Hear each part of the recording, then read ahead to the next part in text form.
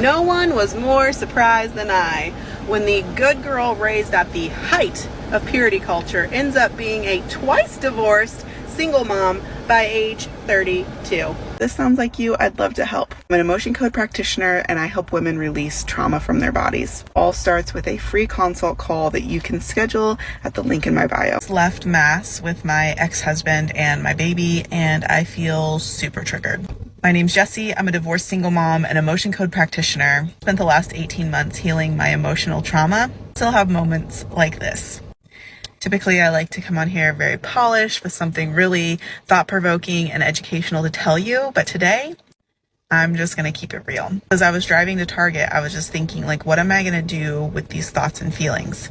Because I know that the yucky stuff has been activated in seeing my ex today. So I had two choices. I could either sit in those feelings of inadequacy and grief and loss and low self-worth, or I could remind myself that I am human, I'm going to have emotions, and I can acknowledge those emotions and pass them through my body. And for the ones that I'm just not sure of, like, what is this feeling? It's a yucky feeling, but I just don't know what it is. So I can use the emotion code to help me figure out, like, what is this feeling I'm feeling? So let's do that right now. So I'm going to use muscle testing to ask my body, what is this yucky feeling that's sitting inside my heart right now? Is it in column A? No. Is it B? Yes. Is it even? No. Is it an odd row? Yes. Is it B1? No. B3, B31, B32, B33. Let's go see what B33 is. Okay, so looking at the chart, we see that it's bringing up grief. Today I'm being triggered, and grief is what my body is experiencing right now. I'm going to use the Reiki and emotion code release to swipe over the governing meridian. I can feel a little bit emotional as that left, but I did feel like I could breathe a little bit better. And so that tells me that that energy is moving, and you just have to acknowledge that emotion and let it pass through you to fully process it. During trauma, you don't get to fully process it, and so it gets stopped and it gets stuck in the body. So now that I have an idea of what emotionally is going on, I'm going to work on my thoughts. So I could sit there and be like, wow, Jessie, you really effed up. Like, look at the life that you could have had. Or I can remember that there's a reason that relationship did not work out, and I'm going to leverage the mistakes of my past to optimize the future that I want. And I'm going to knock this day out of the park, and I'm going to go do something that feels good. And right now, that's to walk around Target with a coffee. The video is going to be much different than my usual stuff for you.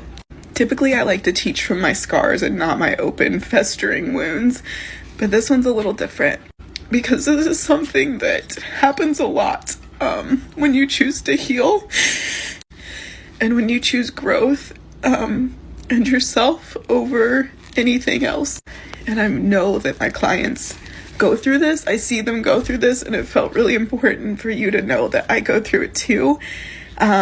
And that this is why I refuse to let you back down. I refuse to buy your excuses and your stories because I live it too. I'm just a little bit further down the path, and I'm just up here saying, like, come on, keep going.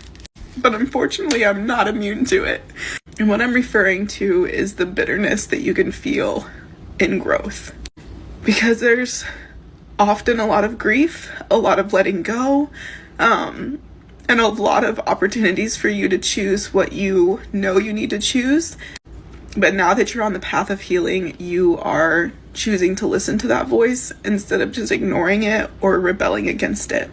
And I have spent the better part of my life rebelling against it and choosing to deny myself in the hopes of feeling worthy and feeling love and feeling safe. And it always backfires on you. So when you're in that time, and maybe you're in it right now, I just wanted to make this so that you know you're not alone, because when I'm going through it like I am right now, I feel so deeply, desperately alone, and I feel like I'm the only person that's going through this, and all the voices start. And I wish that I would scroll across the video like this where it just says, it sucks. It can suck in the moment to choose yourself and to choose growth. But if you're doing it you're doing it for a reason, and now is not the time to back down from it. Even though it feels really tempting to just say, fine, this is enough. Like, look at all the work I've done. I'm good here. Because that's really what I want to do in this moment, is I just want to say, nope, enough is enough. Like, we're good here. Like, look at all that I've done. This should be enough. But deep down, you and I both know that it's not. So if you're in a place of feeling bitter or angry or frustrated that you have to do so much work to heal and to grow, and it just feels like you keep getting knocked down, no matter how much you try, it just keeps getting harder and you're just sick of it, I'm not going to tell you to be strong. I'm not going to tell you that there's an amazing, transformed, amazing version of you on the other side of this, because honestly, I don't want to hear that right now, so you probably don't either. So just for today, all I'm going to say is, I see you.